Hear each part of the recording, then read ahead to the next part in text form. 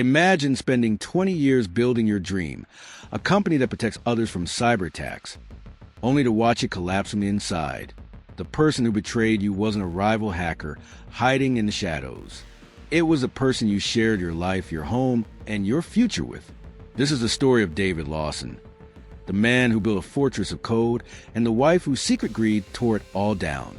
Before we get into it, tell us in the comments where you're watching from, and make sure to subscribe to Bite Crimes.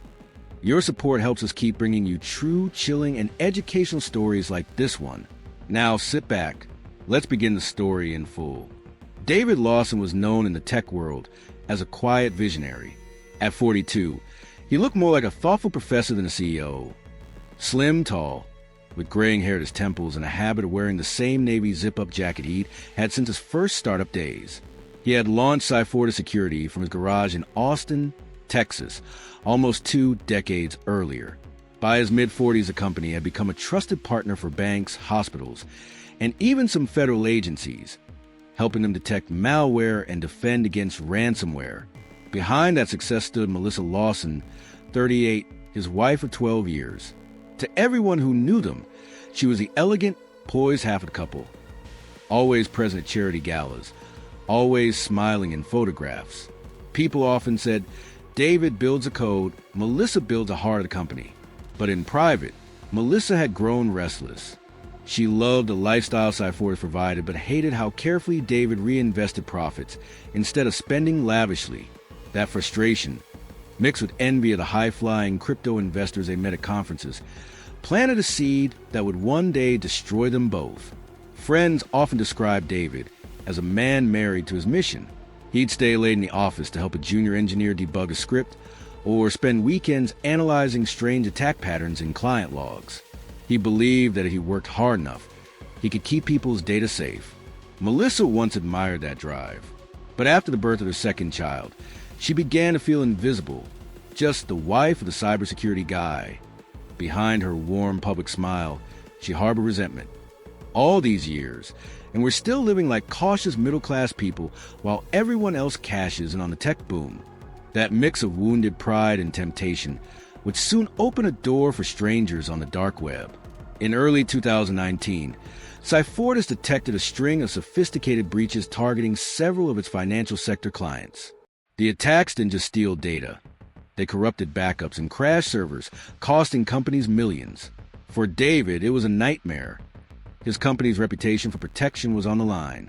He personally led the incident response team, sleeping on the office couch for days at a time. What he didn't know was that the attackers were inside his fortress already, armed with secrets sold to them by someone he loved. Before we go deeper, we'd love to hear your thoughts. Comment below. If you were in David's shoes, fighting to save your company while suspecting an invisible enemy, what would you have done?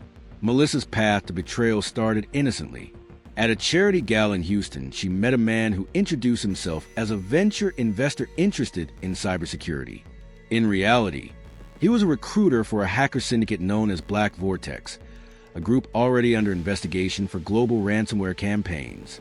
He flattered Melissa, telling her she had a brilliant business mind and deserved more than to be just the CEO's wife.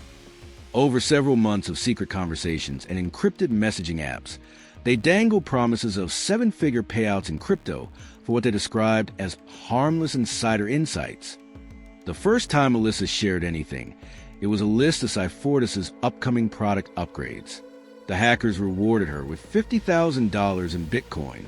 It felt easy, too easy. Soon she was supplying server architecture maps, client-side vulnerability reports, and even proprietary defense algorithm code. The crown jewels of Cyfortis.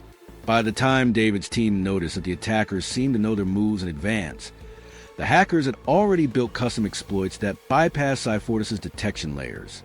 The breaches hit in waves. One major hospital chain lost access to patient records for a week. A regional bank's ATMs went offline, sparking panic. Investors lost confidence. Contracts were canceled. Within 6 months, Cyfortis' market valuation had plummeted by 80%. Layoffs gutted the workforce. David, once celebrated as a pioneer of digital defense, became the face of a colossal security failure. Through it all, Melissa comforted him in public, speaking softly to reporters about standing by her husband. Privately, she kept sending small but deadly pieces of intel to her new allies. For 2 years, David believed the attacks came from a foreign state-sponsored group. He hired private digital forensics experts, cooperated with federal investigators, and even mortgaged a vacation home to keep a skeleton crew running. The breakthrough came from an unexpected place. A young Cyfortis engineer noticed that some breach patterns matched draft algorithms David had never released publicly. Only someone with access to his private test environment could have leaked them.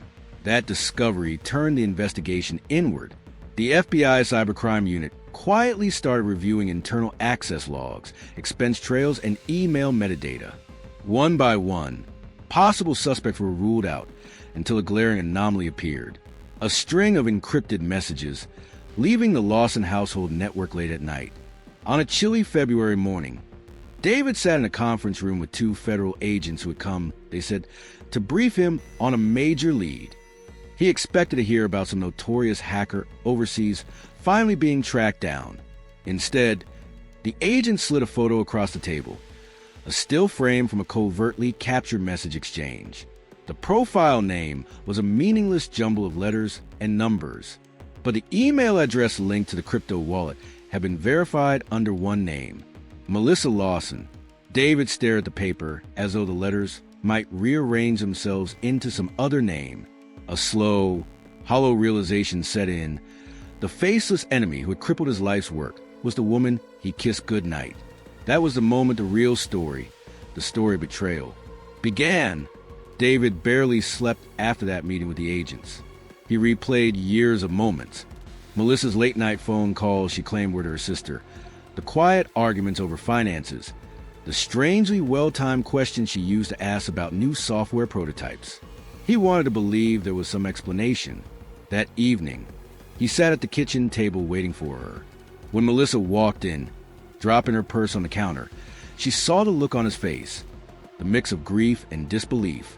"The FBI showed me the messages," David said quietly. "Tell me it isn't true." Melissa froze. For a long moment, she stared at the floor. Then, with a bitter laugh that sounded almost like a sob, she whispered, "You built a fortress, but you never built one around us." That night ended in silence. 2 days later, federal agents arrested her at their home. The arrest of the CEO's wife made headlines across the country. It didn't take long for the FBI to piece together the rest of the scheme. Melissa's encrypted communications led them to 5 key members of the hacker syndicate Black Vortex. Forensic accounting traced the cryptocurrency she received through a web of tumblers and offshore exchanges. The charges were devastating. Conspiracy to commit computer fraud, aiding cyberterrorism, wire fraud, and destruction of corporate property. David, meanwhile, had to face his employees. He stood in the cafeteria of Cyfortis' downsized office and told the remaining staff the truth. Many were too stunned to speak. Some cried. Others simply walked away in quiet anger. The story gripped the tech world and beyond. News outlets debated what it meant for the future of corporate cybersecurity. Talk shows dissected the human side of betrayal, while online forums speculated about Melissa's motives. Some sympathized with her, suggesting she had been manipulated by the hackers. Others saw her as proof that greed could rot any foundation, even a marriage that looked perfect from the outside. For David, it was both a public scandal and a private tragedy. At this point, I'd like to know your thoughts. Comment below. Do you believe Melissa acted out of greed alone, or do you think there were deeper reasons behind her decision? Your perspective adds to the conversation. The trial began in a packed federal courtroom in Austin. David attended every day, sitting quietly behind the prosecution's table. Reporters noted the way he kept his eyes on Melissa, but rarely spoke to anyone. The prosecution presented a compelling digital trail. Logs of Melissa's midnight logins, crypto wallet transfers, leaked documents found on the hacker servers, chat messages where she discussed pricing-sensitive data. The defense argued that Melissa had been misled, promising to show she was a pawn, not a partner. But jurors saw weeks of evidence that told another story, a series of deliberate choices driven by greed. An FBI cyber forensics expert testified that the attackers could never have bypassed Cyfortis' internal security so thoroughly, Without help from an insider, a behavioral specialist described how Melissa's resentment and sense of invisibility had been skillfully exploited by the Syndicate. David, called to the witness stand, spoke with measured sadness. "I spent my life trying to keep strangers out of our systems. I never imagined the breach would come from my own home." Melissa wept as he spoke, but she never looked up at him. After 3 weeks of testimony, the jury deliberated for 2 days. When they returned, the room fell so quiet you could hear the shuffle of papers on the judge's bench. Melissa Lawson was sentenced to 15 years in federal prison for conspiracy, fraud, and aiding cybercriminals. Each of the 5 black Vortex hackers received 25 years for cyberterrorism, financial crimes, and destruction of corporate property. The judge said during sentencing, "This case is a stark reminder that technology cannot secure us from betrayal by those we trust." Cyfortis never fully recovered. The company's valuation and contracts had been shattered. David stepped down as CEO 6 months after the trial, saying he needed time to rebuild his life, not just his business. He later started a foundation to educate young entrepreneurs about both the technical and the human sides of cybersecurity, teaching that a strong firewall is meaningless if you ignore the relationships behind it. This case became a reference point in cybersecurity conferences worldwide.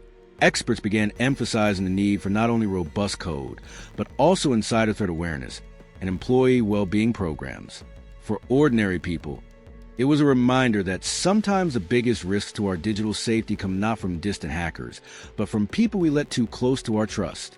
And that brings us to the end of this chilling story of love, greed, and cyber betrayal. It's a reminder that in the digital age, cybersecurity is not just about technology. It's about people, choices, and integrity. Thank you for staying with us through this story. If you found it as thought-provoking as we did, please like this video, share your thoughts in the comments below, and most importantly, subscribe to Bite Crimes. Your support motivates us to keep bringing you these true, chilling, educational stories about the dark corners of the digital world. Stories that can teach us all to stay safer and wiser.